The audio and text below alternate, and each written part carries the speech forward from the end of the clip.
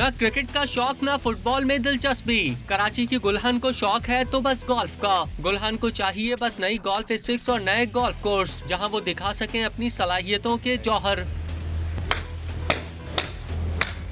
गुलहन के आइडियल खिलाड़ी हैं टाइगर वुड्स। कहती हैं एक दिन वो भी टाइगर वुड्स जैसी गोल्फर बनेंगी। मैं रोज़ गोल्फ खेलती हूँ और मेरे पापा मुझे प्रैक्टिस कराते हैं।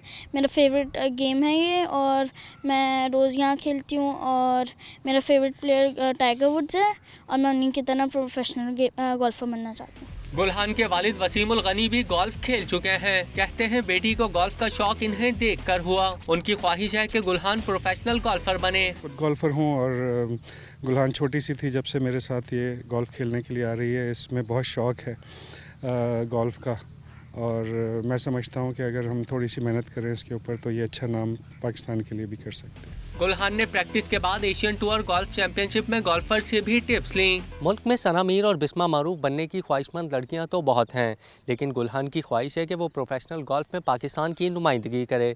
कैमरामैन नबील हसन के साथ इमरान सिद्दीक, डॉन न्यूज़, कराची।